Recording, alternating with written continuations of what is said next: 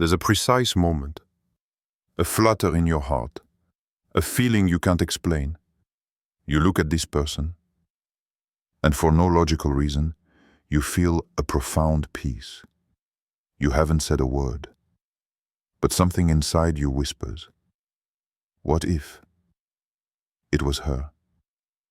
Not just a crush, not a projection, but a sign. A sign that your heart recognizes even before your reason.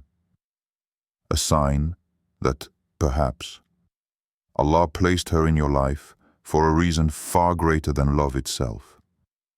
What if what you feel wasn't a coincidence? Stay with me, because what you're about to hear could change the way you understand connections, silences, and divine will. The calm that surpasses logic. Why do some people enter your life with noise, fire, and agitation? Why? Even when they say they love you. Do you feel more lost, more misplaced, further from yourself? And why do others, without saying anything, without forcing, bring back to you a peace you've never known? Not excitement, not burning passion, but a tranquility that descends into your heart like mercy.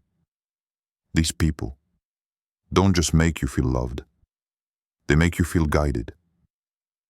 You may never have been able to put it into words, but there was a moment, fleeting, discreet, when you felt aligned. When, looking at that person, you didn't see someone to possess. You saw a living reminder. A reminder that your heart belongs first to the one who created it. And this feeling, you didn't look for it. It found you.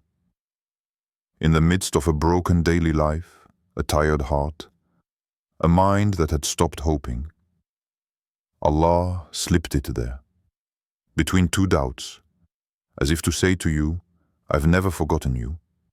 That's a sign. But this calm, this strange calm, you know very well that it doesn't come from the person themselves. It comes from what they activate in you, a memory you had buried, that of your inner light, that of your connection with the divine, the one the world had stifled. You know it's not love, like any other, because it's not a love that consumes. It's a love that uplifts. You don't become dependent on them. You become dependent on Allah again. And that's very rare, because many people know how to seduce you. Many know how to stroke your ego, make you laugh, make you believe you're special. But few, very few know how to awaken your soul. And when someone does, without you even realizing it, you know it's not a mere coincidence. It's a sign from above, not a promise of immediate union, not a guarantee that you'll end up together, but a powerful reminder. Look at what your heart recognizes when it's free of its wounds. Have you noticed? When you're with some people, your heart is noisy. It races in all directions. It demands. It worries. It tears itself apart. But with others, your heart calms down. It breathes. It falls silent. Not out of fear, but because it's listening. Because he finally feels heard, without having to shout. And this calm down, this inner sound, is perhaps the greatest sign. Not a spectacular miracle, just peace. A peace so profound that it can only come from a sacred source. But be careful. The world doesn't understand this kind of connection. And people will tell you you're exaggerating, that it's all in your head, that it's not realistic, that it's just a feeling. But your heart knows. It knows that this calm doesn't lie. It knows it's more than compatibility. It's recognition. Not ego, not personality, but soul. as if two souls had been created in the same light. And when they crossed paths here below, they immediately recognized each other. You want to run away from what you feel.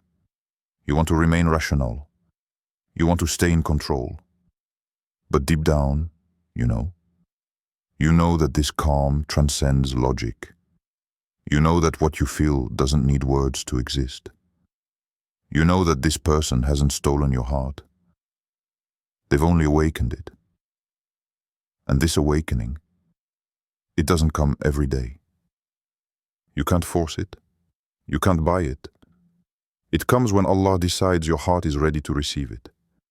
And when He decides this for you, He always does it in a silent, unexpected, and meaningful way. But then, why has this peace come through this person now?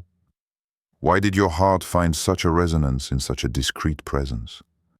And above all, what does Allah want to teach you through this sensation that you've never had before? The test before the answer. There was a moment when you collapsed. Not physically, no, but internally, silently, without anyone seeing. You continued to move, to walk, to live. But your heart, it was walking in a desert, an endless desert, without landmarks, without water, without shade. You prayed, but your prayers seemed empty. You cried, but your tears seemed to touch no one. You spoke to Allah, often at night, when everyone was asleep. And you asked Him, will there ever be someone who will understand me without me speaking? Not to save you, not to fix you, just to see you. And then she appeared. Not like a blinding light, not like an obvious answer, no. She entered your life like a whisper, a breath, a detail. At first, you didn't even really notice her. She didn't make a noise. She didn't try to impress you. She was just there, authentic, broken in a different way than you, but standing tall. And it wasn't love at first sight. It was quieter than that, almost sacred. You quickly understood it wasn't a reward. It wasn't the happy ending you were expecting. It was a step, a mirror. Because in her, you saw something you had forgotten about yourself. A familiar wound, a strength hidden in fragility, a love for the divine, undisclosed, but deeply rooted. She didn't take your hand to pull you through the ordeal. She didn't have the power.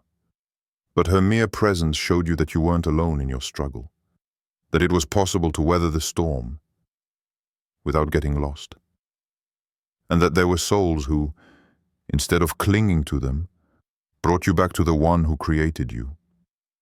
She didn't save you, but she reminded you that you could be saved. And perhaps that reminder was worth more than all the solutions you had asked for in your prayers. Because before Allah brings you a visible answer, He educates you, He prepares you, He shapes your heart so that you are able to recognize what He will send you. And sometimes, that answer doesn't come in the form of a change in circumstances, but in the form of a person. Not a perfect person, not an ideal person, but a real person. Someone who, in their own pain, carries a light that touches yours. And this bond, you didn't create it. It wasn't built through discussions, outings, or compatibility. It imposed itself on you in silence, in the quiet evidence, in that precise moment when your heart, tired of searching, simply recognized it.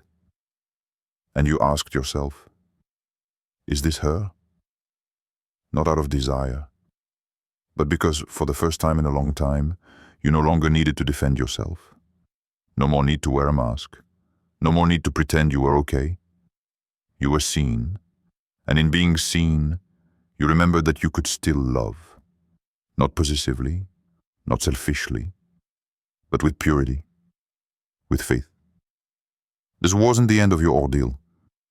It was just the beginning of a new understanding. And sometimes, Allah doesn't take away the pain right away.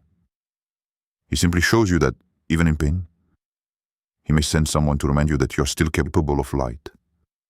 But why now? Why at this precise moment, when you had almost given up on the idea that such a connection could exist?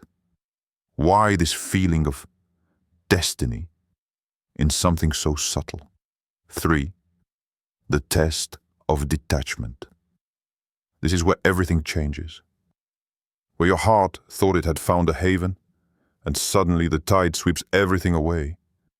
You thought this person had been shown to you as a promise, but now they're moving away, without a clear explanation, without logic, without a sound. And you no longer understand. You ask yourself, why make me feel all this? Only to then take away this connection. You look to the sky. You look for signs. But the silence is heavy. It brings you to your knees. But it's not a punishment. It's a test. The hardest test. Detachment. Because Allah didn't show you this person to become your center. He showed them to you to purify what was already becoming your attachment. And sometimes the only way to purify a love is to remove it, not to destroy it, but to redirect it, to see back, was it me you were seeking, or just this person? It's brutal, it's painful, but it's divine. Because everything your heart loves more than Allah will be tested. And you may not have even been aware that this bond was beginning to take up too much space. That you were praying for her more than for your own connection with the Creator. That you were seeking in her gaze a validation you had stopped seeking in the eyes of the one who formed you. And then Allah acts wisely, lovely, but firmly. He places a distance, a barrier, a silent no, which you don't accept at first. But as the days go by, the void deepens. And the more you begin to understand, it was never her you were meant to idolize. It was your heart you were meant to correct. Because a love that becomes a distraction ceases to be a blessing.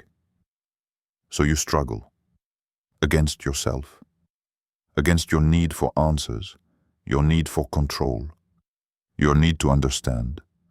You want to know if this connection was real or just an illusion, and while you doubt, may Allah take away what you thought you had. He works on your intention. He scrapes away the layers of ego. He brings to the surface hidden attachments. He shows you that even the most beautiful feelings can become prisons if you forget the source of all.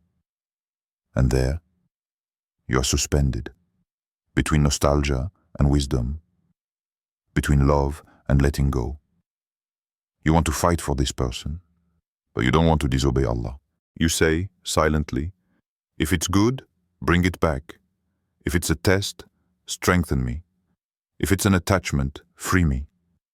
But you don't yet know what He will choose for you. You don't know if this separation is temporary or eternal. You don't know if that heart that vibrated so strongly was right or simply needed to be reformed. And that is the height of the test, when you no longer have any certainty and your only truth is Allah.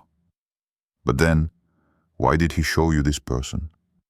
Why did He let you taste this calm, this reminder, this closeness, only to then impose on you absence, waiting, silence?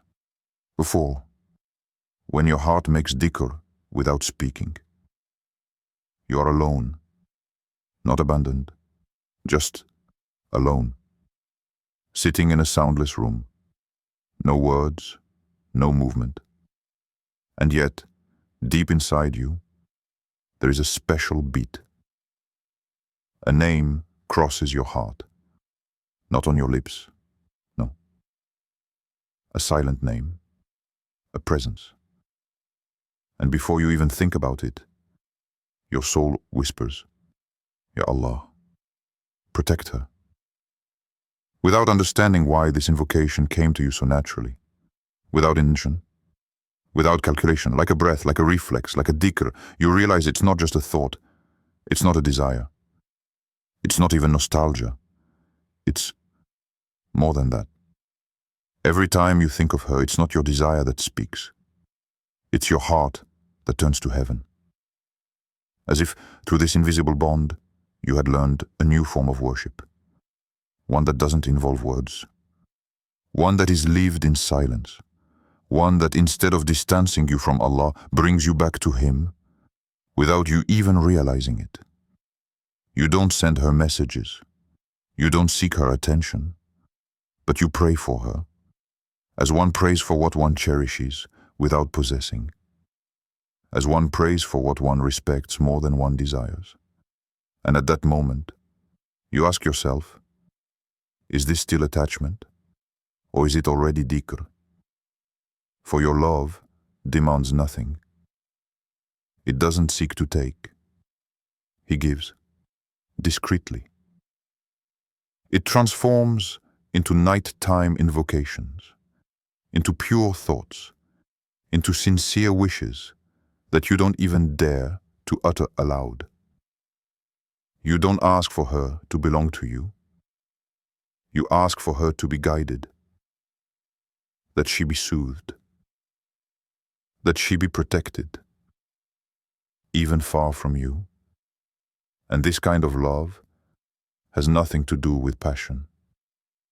It's an offering, a light gently placed in the hollow of your prayers, a trace of Rama in a heart that one only knew how to love to fill a void. But now, every time you think of her, you feel that it's not her you want to reach. It's Allah. It's His satisfaction. It's His gaze on your love. So you remain calm. You don't force anything. You don't chase after what you can't control. You let your heart speak, quietly. And what it says, what it repeats in secret, is a dhikr unlike any other. A dhikr where a person's name becomes a reminder of the name of your Lord.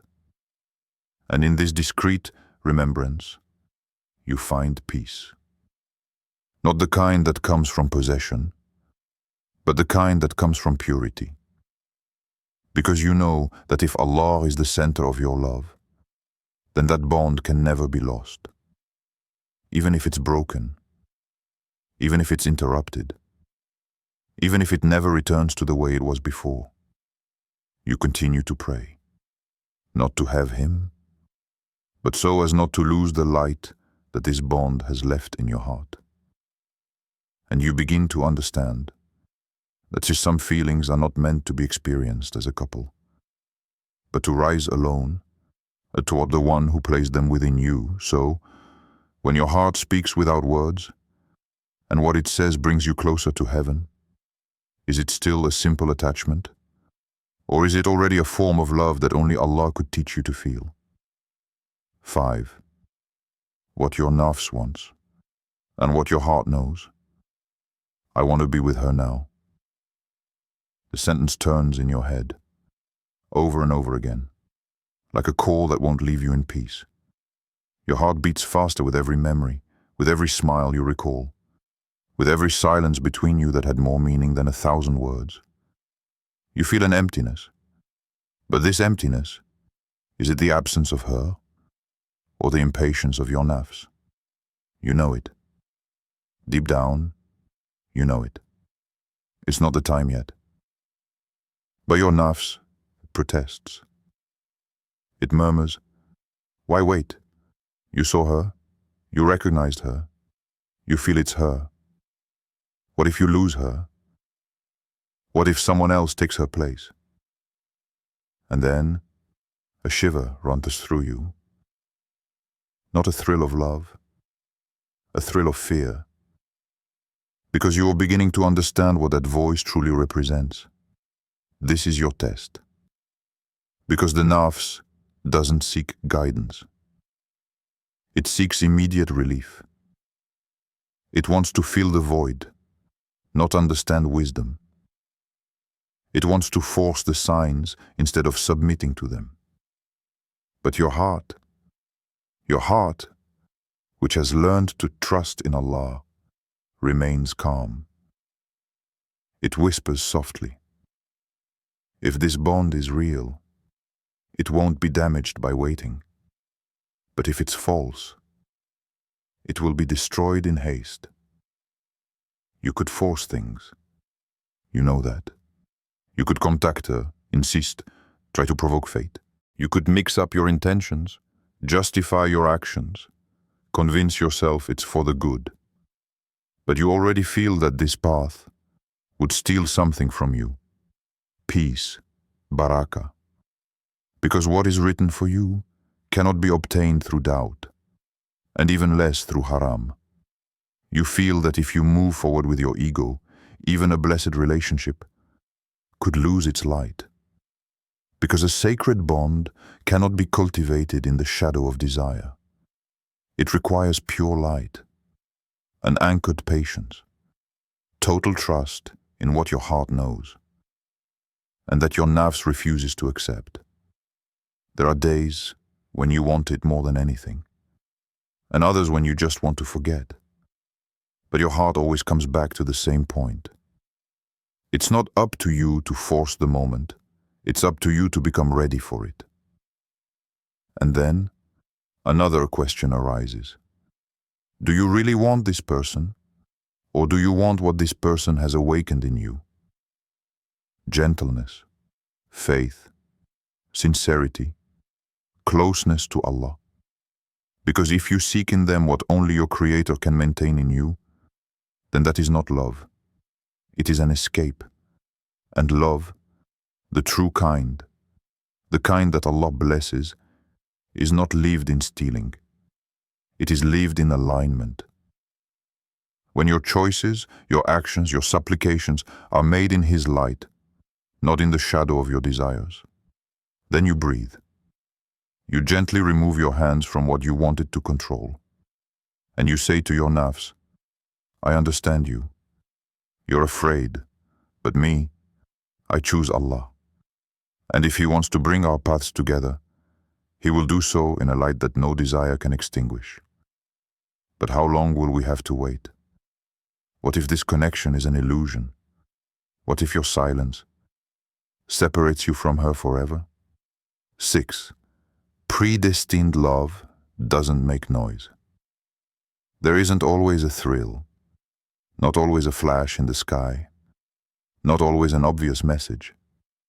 Sometimes, Allah awaits a love story in silence, without drama, without declaration, without spectacular event. He places in two hearts a calm that transcends intellect, a feeling that doesn't make waves, but that never truly fades. And in this calm, you feel something that doesn't seek to impress you, but to uplift you. You don't know how to explain this feeling, this gentle yet solid conviction that a bond exists, even if it's invisible. It's like a prayer you've never stopped saying, not out loud, not even in words, but a prayer rooted in your constancy, in your discreet hope, in your inhabited silence. And sometimes you feel that she heard it, without knowing it was you. Perhaps she woke up thinking of something you asked for her. Perhaps she was soothed the very moment you said her name in your prostration. Perhaps she turned a page in her life, at the very moment you asked Allah to help her. And then you realize that predestined love doesn't need noise. It doesn't need to force you to believe it. It settles there, quietly, like a leaf falling exactly where it was meant to fall. You don't need to run after her. You don't need to catch her eye. You don't need to prove anything, because what is written for you is already moving towards you, even if it's slow, even if it's far away, even if you sometimes forget it. Destined love makes no human promise. It bears the traces of a heavenly promise, a promise made even before you were born, even before your first breath. And nothing in this world can undo it. Not time, not mistakes, not distance. But here's what you must understand. This kind of love doesn't shout. It doesn't impose itself. It doesn't rush you. It settles gently in your faith, in your patience, in your trust. And every time you doubt, it answers you, not with spectacular proof, but with a return to calm. A mysterious peace that only the soul can interpret. Because it is not a love of this world. It is a love born in the invisible world. And what is born there never dies here. It doesn't need to be noisy. It is certain. And what is certain doesn't need to convince. It advances at the exact speed of the divine plan. You see, there are connections we don't choose. They come slowly, sometimes in chaos, sometimes in calm. But if your heart stays connected to Allah, then whatever He intends for you will come at the perfect time. Not too soon, not too late. Just when your soul is ready to receive what it has always sought. So if you felt what I just described, if a person keeps coming back to you, but brings you closer to God than to yourself, maybe it's more than a feeling. Maybe it's a sign. Share this video with someone who might need it. Leave a comment if you too believe that some people are written. And subscribe. If you want to continue seeing things invisible to the naked eye, but clear to awakened hearts.